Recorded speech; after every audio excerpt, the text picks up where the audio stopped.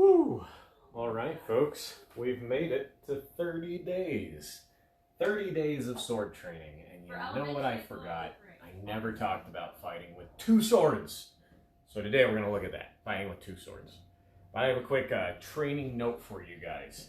So I got a little sick recently, and I'm still feeling some aftershocks of it, so I'm not at 100% right now. And one of the important things to realize about yourself, and when you're doing any sort of training thing at all, I don't care what you want to get good at, right, is there's a goofy saying, right? Do your best and forget the rest. And I know it sounds corny, but it's honestly gold. Okay, this is a solid training advice for you. But what you gotta remember about that advice is that your best will not be consistent. You will have days where you're on fire, and boom, you can get it all done. And then you'll have days where it's just awful to do anything, right? And doing your best on those days is going to look different than the other, right? So always, when you are doing your practices, when you're trying to get better at something, and this, like I said, this applies to, I don't care what you're trying to get better at, you're going to feel this about it. And remember to continuously do your best when you're trying to get better at something, and accept that your best will change, right? So don't get frustrated when you have hey man, one day I was up here and the next day I was not so much. As long as you're still trying as hard as you can, you will see the improvement you're after. Don't use individual days as your bar. That's all I want to say. I just want to get that out for you. Some training theory for you guys. All right. So for today's case lesson, we're going to go over how do we parry, how do we counter, what should our attacks look like, basic concepts, right? I'm using the same length swords. You don't have to. If you're going to use different length swords, right? I encourage you, and I'll tell you my reasoning why. You don't have to do this, but here's why. To put the longer sword in your main hand and the shorter sword in your offhand. Most of us are better at sword fighting with our dominant hand, right? So this allows you to perform most of your more coordinated moves, things that require small muscle for, with your dominant hand, and use your weak hand as your support structure, able to get fill in the gaps and still accommodate you. And also, just in general, when you extend with your weak hand, it'll be shorter. Maybe you think this is a good reason to switch. Put the longer one in your offhand. You can try it. Like I said, it's up to you. But I find that for myself, even though I'm already working at that stunted range, I will get more effectiveness from just remembering to either transition my footwork or use this sword as my dominant killer and use this as my threat backup. Remember, I've got two swords kind of thing. Okay. So much to talk about today. Where's the sword fight? Okay. Conceptual. Do not, and this is again my advice, do not put your swords on the same plane. Now there's a extent of this you can't avoid. The swords are going to be in front of you. They're in that plane and you can't stop it. That's okay. That's not what I'm talking about. What I'm telling you not to do is put them like this. Put your swords together. If I'm sword fighting here, and both my swords are together and in front of me, it takes one well-timed pass to gather up this sword and the other sword. Both swords are removed in one efficient pass, right? So you want to be wary of this when fighting with two swords. Two swords are fun. I love them. They're probably my favorite combination of weapons, aesthetically and combatively. I like the look and I like the feel, right? I don't know if carrying two swords would be the best idea, but they're cool. But there are definite disadvantages here, and one of them is getting both of them tied up easily. If your opponent can grab one and push it into the other, they have grabbed up all of your weapons, and it's really hard to re-engage from there. So don't set yourself up to get caught that way. Boom, boom, boom. If both my blades are on the same plane, all my opponent has to do is engage that one angle, that one plane properly, and potentially defeat both my blades, right? So step one, don't put them together. Don't put them together. Don't put them together. And why, right? If you do put them together, you better know why it's a bad idea so you can use it to your advantage. Don't put them on the same plane. Okay. Don't double attack. This isn't a hard rule, but it's a strong guideline. Remember that if I take both of my swords and lunge in and double stab you, you're normally not more dead. One sword will do just fine.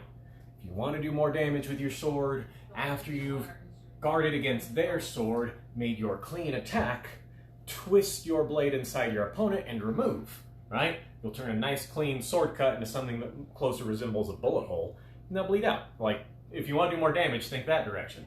But stabbing someone with two swords isn't, first off, it's not a masterful strike that leaves you defended, because now both your blades are stuck in someone. And secondly, you're probably going to be able to do enough damage with just one sword. Shouldn't need the second sword. So don't think double stab, don't think double block. You see the theme here? Don't put don't put all your eggs in one basket. Don't put all of your weapons on one thing. It's unnecessary. The challenge with working effectively with any secondary is remembering that you have two independent entities that are going to work synergistically. They're going to work together to make both of them stronger, but they're not working simultaneously identically, right? They're not going to be doing the same thing at the same time, ideally. Because, like I said, now I've put both my weapons out, now I've removed both my weapons, like, you don't want to do that. One sword will normally do the job. One sword will normally do the job for the parry, the other sword does the job for the kill. Think closer to that direction. Okay, so there's a lot of different ways to do this. You know, I fight in a low guard, so my initial guard remains in that good low guard. And here, I'll go for the side, so you can see that, get that good low guard. Now my offhand, my weak hand, right, is coming into a good high guard. A good high guard, good low, good high. Got it? This way it is very difficult to sweep both of my blades with one effective gain, block, bind, whatever they're doing. Something to be aware of here, and we'll go into this as we walk through our parries though. If you're here and someone shoots that middle shot, right, my most open area, if they make that middle lunge, a lot of us will instinctually do both parries independently and get caught in our own swords. So in order to guard against a straight shot, right, I do a 6, and I do a 7, and I do a, and now I'm just stuck in the middle and they stab me anyway, right? This is a common mistake we run into. Synergistically and independently. Remember, they have to work together to be stronger, so I want to make sure I make one do one thing and one do the other thing. And like any sword fight, don't build a pattern. If I'm here and all I'm doing is blocking with this one, and all I'm doing is attacking with this one, my opponent will likely, if they're any good, figure that out rather fast, force me to attack, gain that one, and not be worried about my second sword because I haven't attacked with it once, right? Make sure you're changing up what you do. Make sure you think in that flexible. Be flexible. Okay. Oh, so much to talk about with this one. On guard, right? So I've got my good initial on guard. Now let's walk through how we would go through each one of our parries. Now, parry 1, making that wall on this side. Now as you see, I can remove my blade, boom, and still be able to engage. It's not like I can't do this, but often I will not. There's no need to necessarily come to a 1 unless it's transitional, right? If I've caught someone in 3 and they begin to rotate high over me, I can swing them around to my 1, right? So if I'm in that good guard, I guard against this one, they're able to intercept that one. They begin to swing over high, I come to my 1, I can still come and do it. So, I mean, I'll show you how to do these, but remember that often you'll use a different situational move to get there. We're just going over what would you do if you did get here? How would you need your swords aligned? So, on guard, so from it coming to a 1, creating that strong edge, I am ready to counter with my offhand. Let me get a little more range so we can add our proper, so remember our fundamentals, right? We lead with the edge, we lunge, parry, recover, right? And we step back whenever we are attacked. So if someone makes that lunge on me, I want to be able to get that step back still. I want to be able to get that step back still, even though I'm making the counter or whatever. Don't forget that. And we're playing by sense of touch, right? Use your sense of touch as we play. So one more time, parry 1, bring my sword across, making sure I bring this one out of the way so it can clear. And remember, these are in front of you. These are not up here behind you. On guard, parry 2, crescenting up. Sorry, not crescenting, but aligning my strong edge to go high. Ready for the counter stab. Parry 3. Now here I will include a crescent to make sure I cross my center line, create that wall on my strong side. And remember, 3, just like 1, is not 3. It's not back here. When I do my 3, it is still in front of me. That's in front of me. Still able to counter. On guard, parry 4. Now remember, if I'm guarding this side, what should my secondary be doing? I'm going to create that wall. So when I come to my 4, boom, I can create that low wall, high wall. So if I've guarded them up here, I'm also guarding down low. So no matter which way they go, I'll be able to make my counters. Parry 5. Closing over the top, don't leave your other blade up. You got to get out of the way. So make sure you 5. See how they transition? I bring this one down as I close off to guard my head so I can still re-engage it.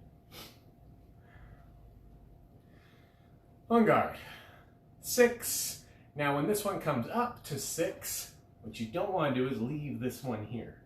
It should be doing something. It should be re-engaging, or it should be transitioning to a new level. So you're guarding, right? So you can come 6 and create that wall. You can come 6 and create that counter.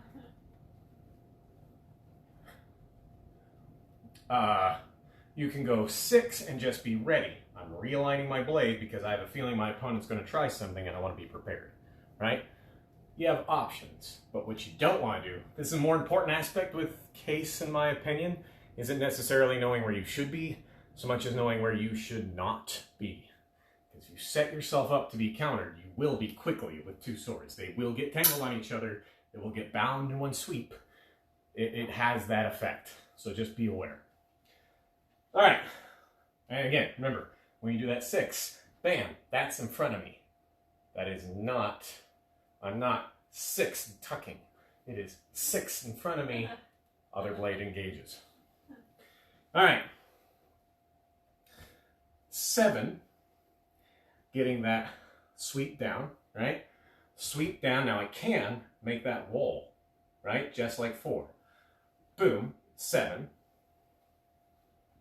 On guard. 8, crossbody low, right? Creating that counter wall. And 9. And again, 9's a parry that won't always sync up the way you want to, but if I'm going to come up high with this one, this sword should not be high as well, right? So if I'm here and I gather that blade, this one's going to come low to either provide extra defense or it's going to engage in that counter, being able to return a shot, right? So when I come to that 9, boom, my blade is ready. Low engage to block, coming back in to kill. Okay, we've walked through all the parries with one side. Now obviously you can switch this too. What's the difference between left and right-handed? I mean, the only thing we're going to talk about here is where our hip is at. Because obviously if I'm in close, I'm going to get more range. And if I'm far away, it kind of shorts my range because my shoulder and my hip are going to line up some. But you can invert these. If I'm fighting, I can parry 1, ready for that counter. I can parry 2, ready for that counter. I can parry 3, ready for that counter. Parry 4, boom, making that wall if I want, or turning into the crossbody shot. 5, crescenting up, right? crescenting up, ready for that counter. 6, boom, and for that I'm going to do a circle, just to show I gathered an incoming attack, gaining it here, creating a second wall if I desire, boom, or the counter shot. 7, low parry, right, taking it down, but remember, do not leave your blades on the same plane. So if I come into a 7, I'm either transitioning high to get that counter shot, or I am coming across to gain the other parry that I'm missing, the other place I'm open. 8, boom, or boom, parry, right? Coming in, wham, guarding, or coming across and countering. 9, gathering that, like, 5, 9, right? So gathering that 9, counter shot, or that 9, and now I'm guarded to re-engage, whichever you have at hand. Okay, talked a lot about a bunch of stuff. Let's go over one more thing. And let me give you this note for training purposes. Case can be excellent because both arms get a workout. You're fighting with 2 swords. You're trying the same movements. You're going to exercise your muscles on both sides. That's something I personally love about playing case. It gives me an opportunity to maintain my sword balance in that sense. But we left out one important aspect of our fighting, the lunge. From or on guard. And this is just doing I see an opening lunge. We're not adding I've already engaged their blade. No, we're just going for getting I see the opening, I will lunge. Got it? So, if I see the opening and I make my lunge, right, where should my sword be? You've always got options. If you're playing the game, if you're thinking about making sure you get around what they think you're going to do, maybe you'll do something different. I'm talking here about just having an efficient habit, something that will not become they're taking advantage of the fact that I'm used to fighting other fighters, right? If you fight enough, you'll come into that experience.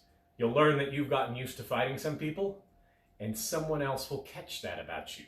And you've always been leaving your sword wide because the people you fight let you. So when you do that lunge, this one stays ready. So when they get that initial parry, you come in at an angle or something, whatever you're trying. Eventually you'll fight someone who will see through that. And they'll see that you have a habit of leaving the sword wide, and they'll catch you, and you'll lose, right? So careful about that in general. If you're going to build a habit, make sure it's a masterful habit, one that guards you and increases the likelihood of defeating your opponent by you surviving. If you only survive one out of 3 of the results of a fight, you always want to double down on that one. Try to make that your more likely option. So, standard lunge. And again, we're not adding any tricks. We're just going for that standard lunge. And in a high-low guard, no matter which one you're in, right? A high-low guard. When I make that extend, right? And from my low, remember, I'm not lifting the arm up. I'm angling my sword with the initial extension. Boom. So I save as much time as possible. And when I get to about there, the lunge happens. Got it? Same thing if you're in a high guard. You're making that extension, but you don't have to compensate for re-angling. You're already here. You re-angle. Careful. Watch this. I'll show it forwards. Careful you're not... See all that motion? So I drop my tip and raise my hand? That's terrible. Everyone sees that. That is incredibly obvious. Make sure you are... There's a rocket at the tip of your sword, and it yanks it forward. So when my sword extends, it extends from the tip. It does not have that extra... Careful about getting caught in your arm. Watch yourself in the mirror do these things. You want to have that low telegraph extend. That low telegraph extend. That low telegraph, it angles, it extends. I do not, don't add motion. It makes it obvious. So again, sorry, we're getting off topic, but got a lot to think about today. So again, making my extension, extend, and when I get to my full extension and lunge, always bring your sword with you, first off. Don't let it like hang out back here. And secondly, bring it into a engagement that supports your attack. Am I guarding against that other line, right? Am I here and I lunge guarding against where I think you'll counter? That's a solid. Am I lunging in and guarding against your second line or your second line, covering that low 4 area? So when I make that attack, I've guarded this whole side of me. That's a solid wall of steel I've got here. That's a blade, hopefully entering your body, but if not, threatening you, right? Making sure that I keep those lines of threat, those lines of guard.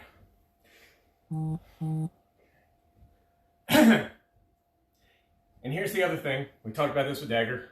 We'll talk about it with the sword. You have an offensive, defensive. You have an offensive, defensive. Don't get caught thinking these are dedicated objects. This one only attacks. This one only defends. These are like the common case mistakes I see.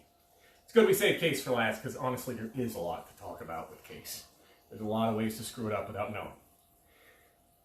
So I just showed you doing a standard lunge, right? If I'm making that wham, what this should be doing, what it should not be doing, double lunge. Unnecessary. You don't need this. If you got him with the first sword and you guarded with the second sword, you can stab them again if you have to. You can twist that blade and remove, causing the damage you want. Don't hit them with 2 swords. Don't hit them with 2 swords. It's unnecessary most of the time. So, from our unguard, showed attacking with this one. One of the interesting things with this, though, is I can attack from my other side. But I have to remember my mechanics of good lunging, right? What I don't want to do, what's instinct for me to do, is rotate. Getting that good, like when you punch, you twist at the hips to generate power. That's why we got swords. We don't need the extra power. So, not worry about that rotation. If I know I'm going to be more aggressive with this, I might brace myself more towards my opponent before I begin using this as an extension. Instead of chambering my strong side more forward, I might angle both sides forward so I can get that solid extension. Lunge. Now remember, I'm going to show you this just so you'll see what it looks like. Extend, lunge. Extend them already farther. And I'm trying to keep it this way, but naturally there's going to be a little bit of a difference, right? And look at my hips. Look at my shoulder. I'm inevitably going to always end up shortening my left lunge if I'm lunging with my right leg, right? If my arm doesn't match my leg, I will have a shorter lunge just inherently. That's how your mechanics work.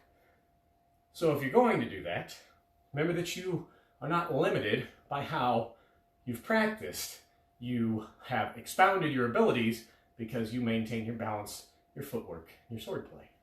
So when I make that extension, I can use that to either threaten or I can use a step through. That works as well, guarding obviously with the other sword. That can change my range entirely. Now I'm lunging deeper than I do with my strong side. If I've built that habit of making these lunges, and then I have a offside lunge, right? Maybe engaging their blade first, which is what I want to do. Getting that, I've caught their blade, and now I've stepped through. Now I'm very close to you. I have changed my range by remembering my offhand is also offensive. Got it? And not just in a stop thrust. I can lead thrust with this one. And you're gonna have moments where you're doing these weak side lunges, and it's okay, just start doing them on purpose. Don't do them on accident. Because if your opponent gets used to your range right here, and then your next shot ends up being right there, if they're using my advice, my teacher's advice, and they're stepping back when they parry, you just got a lot closer. So that step back might not be enough anymore, right? Okay, real quick, we're gonna do a couple lunges, call it a day. I don't want to overwhelm you guys. Let's just do a few. So with our strong side, getting our solid extend, guard with this sword, parry, recover, one more time, extend, parry, recover. Now try it with your offhand. We're gonna do a strong side extension. Oh, Ripley, don't move that, please. Thank you, baby. I need that right there for now. Give me 1 second and I'll come play with you. All right, now using the offhand, right? And let's do a standard one with our strong leg leading. So I'm coming in with that parry and that lunge. I'm coming in with that parry and that lunge. Now I'm gonna step through with my back leg, right? So I make that initial parry, but instead of coming forward with my front leg, I make that coming through with my back leg. This is slower. I didn't mention that before. It is slower. Your opponent has more chance to see it, right? That's why I don't fight with my strong side back, my weak side forward. That one's always slower. I'm now connecting my hand, my fast, with my hips, and that body rotation, which is not fast, right? But you want to have this in your repertoire because this opportunity will show up. One more. Get that initial parry, cross through with your back foot. We'll take a break, practice some more stuff tomorrow. So stepping through with that parry, so I get my initial parry step through, extend. Got it? Still guarding, still engaged. All right, folks. That was a lot. That was more than I meant to do. But I kept thinking of things I wanted to cover while we were talking about this. If you want more case stuff, say something. If there's something else you want to review, because we're 30 days in. And we've got a lot of material. So if you can think of more you'd like to hear about, otherwise I'll just produce things of me trying to keep up with my my form while I'm stuck inside the house. And we can do it together. But again, if you got things you want to hear about, let me know. And we'll definitely do some more casework because that was fun. All right. See you all soon, I hope.